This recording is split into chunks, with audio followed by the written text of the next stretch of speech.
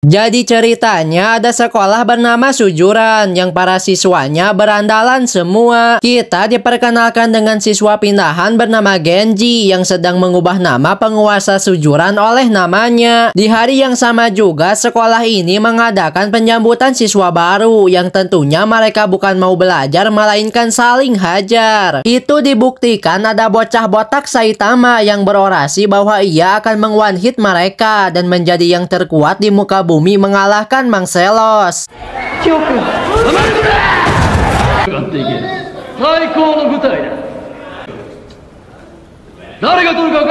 Namun bacotan itu harus terhenti oleh murid lainnya bernama Hiromi yang tanpa banyak basa-basi menghajar dia.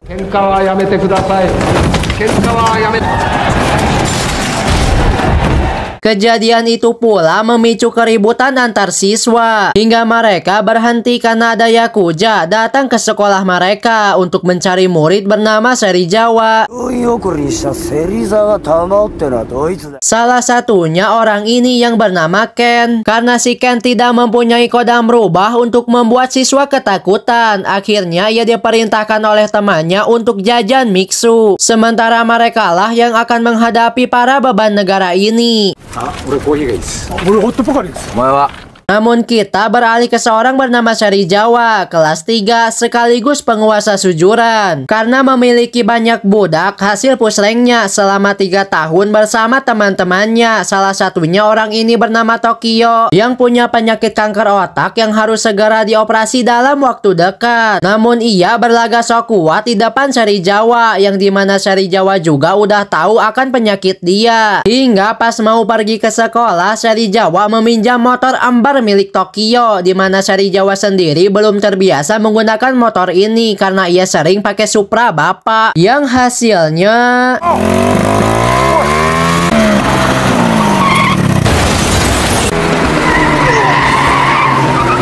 namun gak sengaja ia ketemu dengan Bapak Kapolda yang sedang mencarinya karena masalahnya dengan para Yakuza hingga mereka saling kejar-kejaran.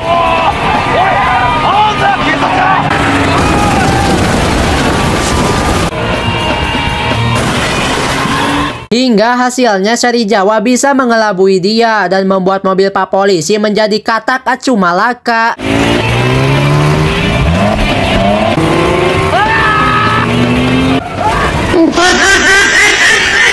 Sementara untuk para Yakuza, mereka malah didatangi oleh jagoan kita semua, yaitu Takia Edi, yang nyangkanya para Yakuza si Genji itu Serizawa, yang langsung aja mereka pada baku hantam. Yang langsung aja para Yakuza itu dibuat mental tak berdaya.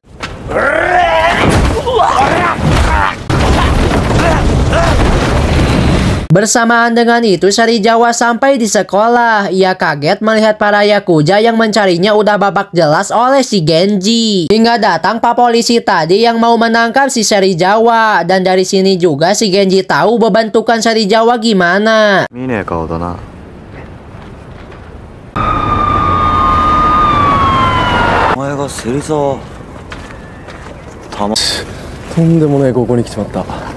Hingga beberapa hari lewat, di suatu bar si Genji sedang didatangi buaya betina bernama Ruka. Si Genji sebagai Sigma male sejati pun memilih tidak menghiraukannya.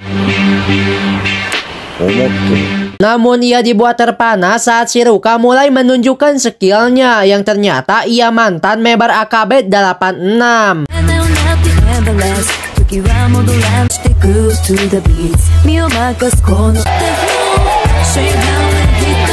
Habis itu si Genji pun pulang ke rumah dan bertemu dengan bapaknya yang ternyata seorang Yakuza. Dan keungkap juga alasan si Genji pindah ke Sujuran, yaitu untuk menguasainya demi bisa dinotif ayahnya agar ia layak mewarisi bisnis haram ini.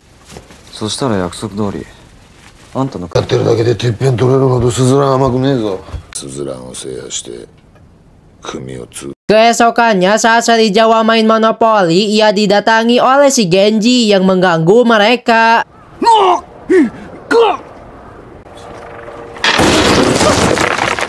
Beruntung tidak terjadi keributan karena dilerai oleh si Tokyo yang ternyata adalah teman SMP-nya si Genji.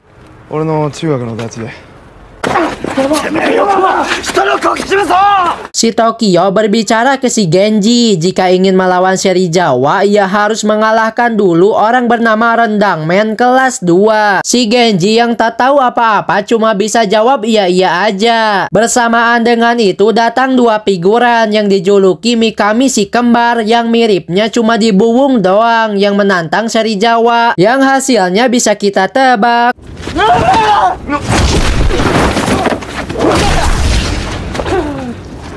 Kembali ke si Genji yang mencari informasi tentang si Rendaman dengan menanyai orang-orang, yang dimana kita dibuat kaget ternyata si Rendaman adalah sosok monster karena ia bisa mengalahkan 50 orang sendirian, meski jumlah itu masih kecil sih bagi si itu tuh yang katanya ngelawan 150 orang. Namun yang perlu kalian tahu, si Rendaman punya kekuatan itu karena bertapa di Gunung Miyoboku. Itu bisa dilihat saat si Genji gak sengaja ketemu dengan dia yang memancarkan aura wibu yang kuat. Bersamaan dengan itu si Genji didatangi oleh si Ken yang masih menyangka si Genji adalah Serizawa, yang lantas memukul dia, yang bisa dibalas oleh si Genji yang membuat si Ken nahan berak. Karena si Genji gak tega melihat si Ken yang nahan berak, ia mengajaknya nongki di warung Teh Yuli, yang ternyata si Ken ini adalah alumni Sujuran. Mendengar itu si Genji pun minta tutor ke si Ken agar ia bisa menaklukkan Sujuran. Dan dimulailah perjalanan si Genji menaklukkan Sujuran dengan bimbingan si Ken, yang di awal-awal si Genji harus menaklukkan kelasnya dulu yang dipimpin murid bernama Cuta.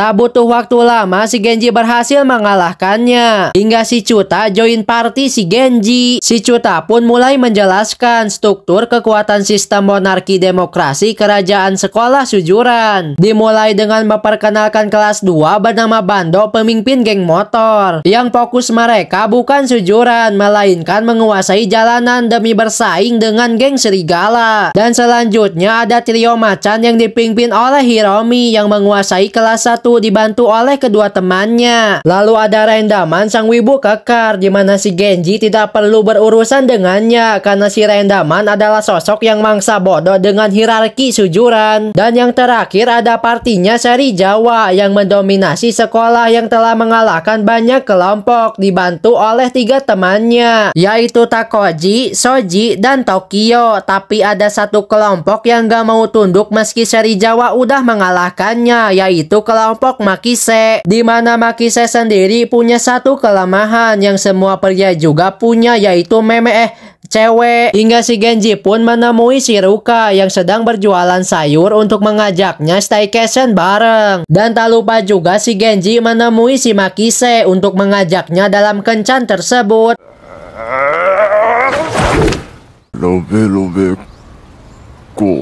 Di malam harinya si Makise pun datang dengan setelan ala-ala mafia tanahnya. Hingga gak lama kemudian datanglah si Ruka dan 2 temannya, di mana kita diperlihatkan si Makise yang benar-benar lemah syahwat saat dekat dengan seorang wanita, hingga adik kecilnya juga memuntahkan prajurit penerus bangsa. Si Genji sendiri sadar bahwa rencana ini bakal gagal dilihat dari si Makise yang terus nyosor ke wanita di dekatnya. Namun si Ken punya rencana B, yaitu dengan si Cuta yang pura-pura menjadi buaya dan menggoda si wanita. Terus si Makise berlagak sok pahlawan demi bisa mendapatkan restu si wanita untuk dibawa ke Oyoi. Namun ya, rencana busuk mereka harus gagal dikala si Ruka yang tiba-tiba menusuk si Cuta.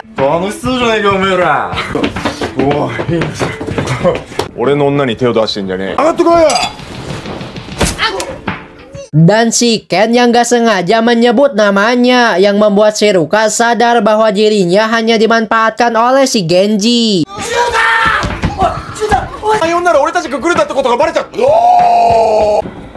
Saite. Karena hal itu si Genji dicap buruk oleh gebetannya yang membuat dirinya menangis. Hingga si Makise heran melihat seorang berandalan yang menangis karena seorang wanita. Hingga si Ken datang dan menawari mereka untuk pergi ke pijat plus-plus. Yang tentu aja si Makise yang lemah syahwat mendengar kata plus-plus membuat Johnny-nya tegang seketika dan kembali ngecrot.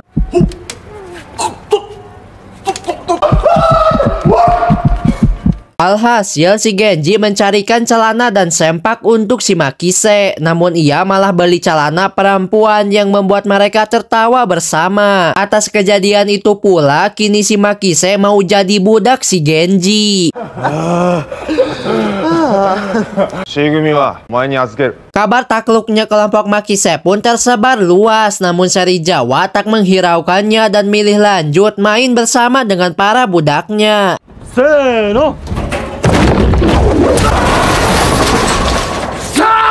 Sementara si Genji sekarang berusaha menginvite kelompok Izaki untuk join ke partinya. Namun si Izaki adalah tipe jenis spesies orang yang licik. Itu dibuktikan dengan ia memanggil anak buahnya untuk menghajar si Genji.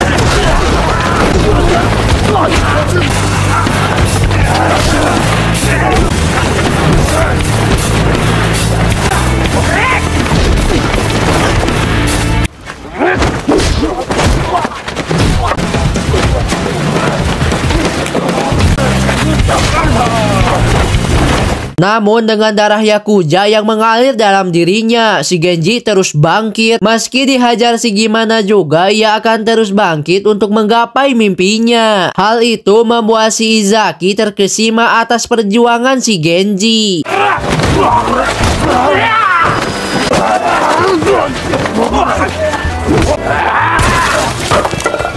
Dan ia pun memilih untuk bergabung dengan partinya si Genji. Dengan bergabungnya si Makise, Chuta dan si Izaki, si Genji pun resmi membuka PT GPS-nya, yaitu Genji Perfect Saitama.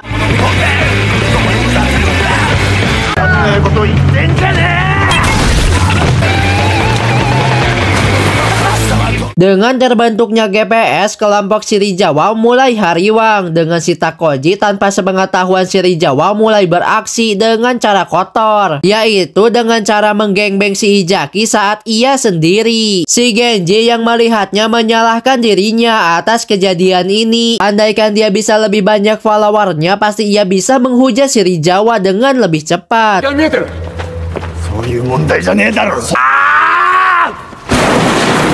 Hingga ada suatu kesempatan Serizawa datang ke bar yang sama dengan si Genji. Si Genji yang udah kesal pun mau memukul si Tokyo, namun berhasil dihalang oleh Serizawa yang mengajaknya baiwan di luar. Namun itu harus terhenti karena penyakit si Tokyo kumat. Oi!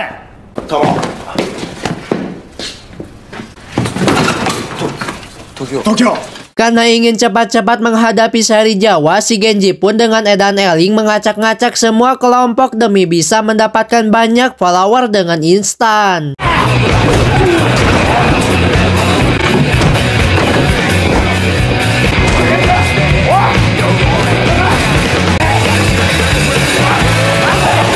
Bahkan si Chuta terluka karena berani nge-push rank kelas 1 sendirian. Si Makise yang melihat si Genji berubah pun mulai ragu untuk jadi pengikutnya. Mendengar itu, si Genji pun konsultasi ke si Ken tentang apa yang terjadi. Si Ken pun mengeluarkan khotbah no jutsu ke si Genji yang membuat ia sadar lagi. Dan ia pun meminta ke si Makise untuk join circle-nya lagi. Di sisi lain, si Takoji juga mau melakukan hubungan simbiosis mutualisme dengan si Bando yang menyuruhnya untuk menculik si Ruka, dan si Takoji akan menambah followers tete si Bando biar bisa jualan jaket partainya. Hingga beberapa hari lewat, kini si Izaki kembali siuman dan member GPS pun kembali perfect.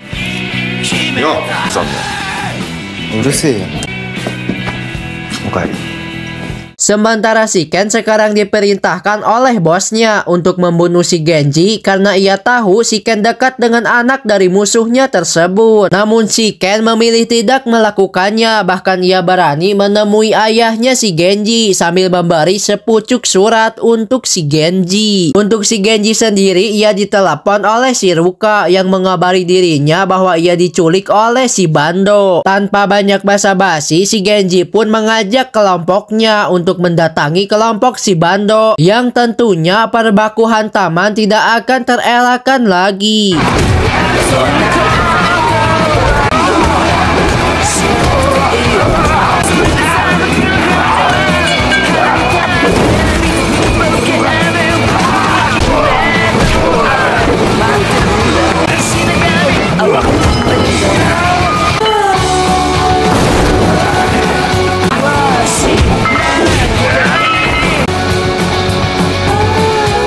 Hingga tim partinya si Genji paling mendominasi. Melihat itu, si Bando pun menghentikannya dan berbicara yang sebenarnya ke si Genji. Emang benar ia ditawari untuk menculik si Ruka, tapi ia menolaknya sembari memberitahu lokasi si Takoji berada. Tapi sebagai ganti kerugian atas keributan ini, si Bando menginginkan telinga si Makise. Namun si Genji sebagai pemimpin mereka menawarkan diri bahkan akan memberi kedua telinganya. Tapi pas juga mau melakukan hal tersebut, si Genji dihalangi oleh si Bando sendiri yang mengagumi keberanian si Genji. Si Genji pun langsung OTW ke markas seri Jawa yang kebetulan dirinya ada juga di sana.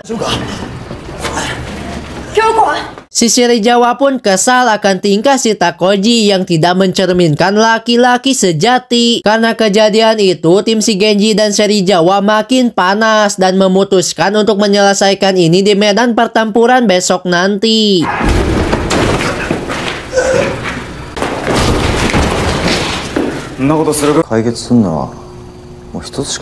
Habis itu si Genji pun pulang dan ayahnya memberikan surat yang si Ken sampaikan tadi. Melihat itu, si Genji sempat mau menolong si Ken, namun malah dihalangi oleh ayahnya. Karena itu udah keputusan si Ken sebagai seorang pria. Si Ken sendiri sekarang sedang dibawa oleh bosnya ke suatu dermaga dan meminjamkan jasnya demi penghormatan terakhirnya karena ya, si Ken ditembak karena memilih mengabaikan perintahnya untuk membunuh si Genji. Namun yang gak diduga ternyata si Ken baik-baik aja berkat jas bosnya yang ternyata anti peluru. Kita kembali ke si Genji dan tim partinya yang UTW ke pertempuran terakhir. Di dalam derasnya hujan, mereka tak gentar karena udah minum tolak angin. Di sisi lain juga Tokyo mau melaksanakan operasi dan memilih berjalan sendiri menuju tempat bedahnya agar mencerminkan laki-laki yang sebenarnya. Bersamaan dengan itu, si Genji sampai di tempat yang udah dijanjikan. Pasukan Seri Jawa pun udah siap untuk menyambutnya. Tapi sebelum itu, Seri Jawa yang melihat Takoji yang AFK pun memaafkannya dan mengizinkannya untuk ikut serta dalam party ini. Hingga si Genji pun memulai pertarungannya dengan mengatakan kalimat sakral supaya ia bisa menang. Ora.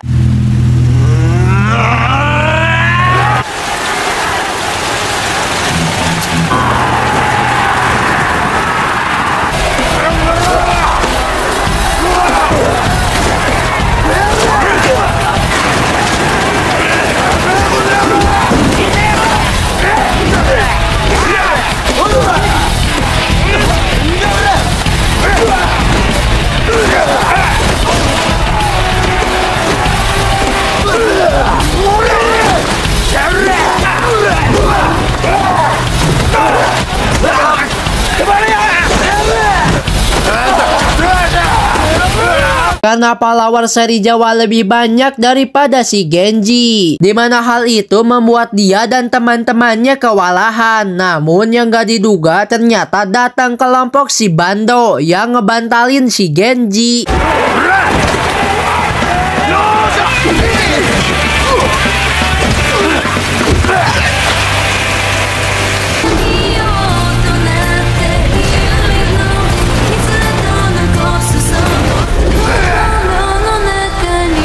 Hingga para figuran udah pada turu, kini menyisakan si Genji dan Serizawa lah yang maju. Dan mereka pun bertarung sebagai Sigma Male sejati.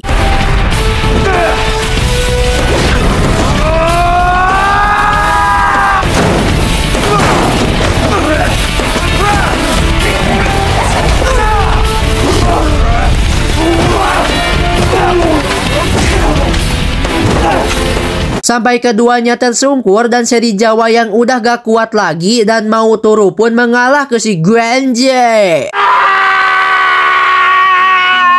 Yang akhirnya si Genji lah pemenangnya. Dan beberapa abad kemudian, sekarang si Genji yang udah ada di posisi tertinggi pun masih belum bisa memimpin sujuran karena gak didukung oleh partai lainnya. Alhasil demi dapat support mereka, si Genji pun berniat mengalahkan sang wibu kekar yaitu Rain Daman, sembari ditemani oleh Serizawa dan Tokyo yang berhasil menjalankan operasi.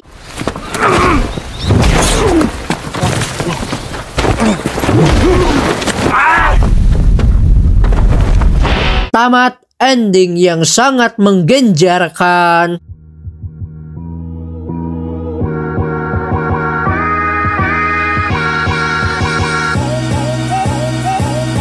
Jadi pesan yang dapat kita ambil dalam film ini adalah seberapa kuat, pintar, kaya, dan berkarisma kalian gak bakal jadi presiden kalau gak masuk partai. Dah gitu aja, saya Rajul Film mewakilkan rakyat jelata yang menderita karena penguasa mengucapkan ciao ciao ikan cupang Madara.